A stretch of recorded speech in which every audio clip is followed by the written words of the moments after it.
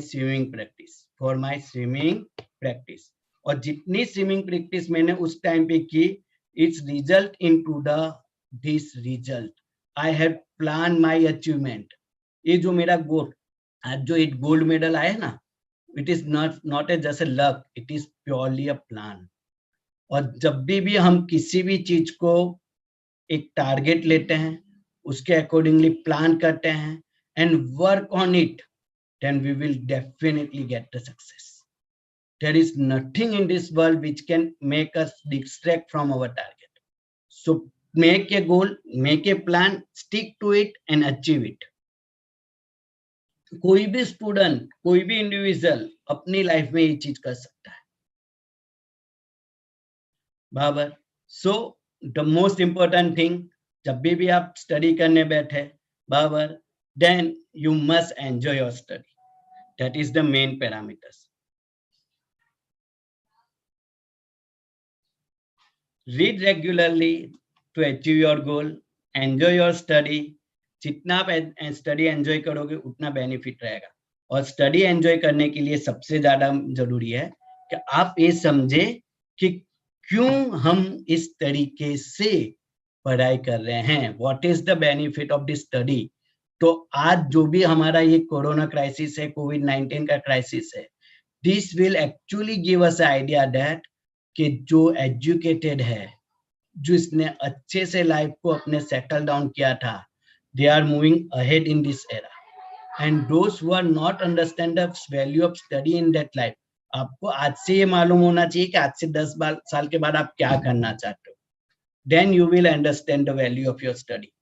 And if you understand the subject, you can enjoy your subject.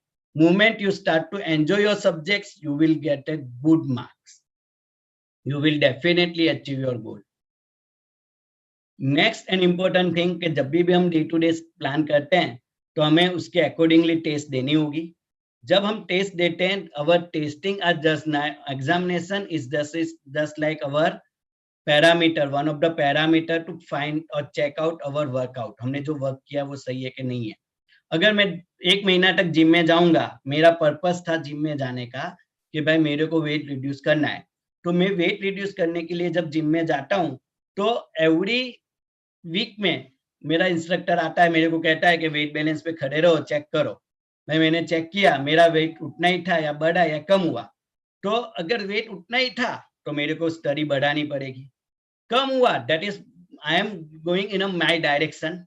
बढ़ा तो मेरे को जो जो चीजें कंट्रोल करनी है, whether it is a diet तो कंट्रोल करनी पड़ेगी, वर्कआउट टाइम बढ़ाना है तो वो बढ़ाना पड़ेगा। वो evaluation, it is a one of the check point. हमारे जितने चेक पॉइंट अच्छे रहेंगे उतना हमें बेनिफिट ज्यादा मिलेगा। सो ये हमारी एग्जामिनेशन जो रहता है, this is just one of the way to check your preparation. It is not for any of the students के उसको डिस्टर्ब करने के लिए या तो उसके माइंड को, but this is just to prepare, check करो कि आप कौन से डायरेक्शन में जा रहे हो। जितने भी लोग अच्छे से ऑनलाइन टेस्ट दे रहे हैं ना, उन सबको ऐसा समझना है you are going in a direction. आपको सिर्फ टारगेट दे रहा है, give a direction, nothing else. There is no any other value of any test. Test के मार्क्स इतने ज्यादा इंपॉर्टेंट नहीं है जितना आप टेस्ट के एनालिसिस को इंपॉर्टेंट देते हैं। So prepare your test and analyse your result कि कौन से सब्जेक्ट में आपने कितना स्कोर किया, कहाँ पे आपने गलती की, कौन से टाइप के क्वेश्चन आपको नहीं आते हैं, कहाँ पे हमें ज्यादा अच्छे से फोकस करना चाहिए था, कौन कौन सी चीजें ऐसी हमारी है कि जो हमें हेल्पफुल हो रही है। सब्जेक्ट में जो प्रिपेयर किया था उसके अकॉर्डिंगली मार्क्स ला पाया हूँ, कौन से सब्जेक्ट में आपने प्रिपेयर ज्यादा किया था मार्क्स कम आ रहे हैं, कौन से टॉपिक आपको लेस समझ में आए हैं, उस सब चीज को एनालाइज करना चाहिए।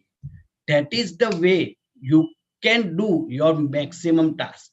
जैसा ही आप अपने रिजल्ट को एनालाइज करते हैं ना, वैसा ही आप अपने नेक्स्ट लेवल के स्टडी के लिए तैयार हो रहे हैं। Clear? And that is the way we are preparing.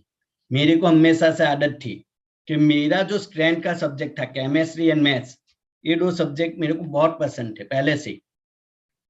तो केमिस्ट्री और मैथ्स में मेरा ऐसा रहता था कि 100 में से जो भी मार्क्स जाएगा ना, कहाँ गया कैसे गया, मैं पूरा बैठ के एनालाइज करके रखता था।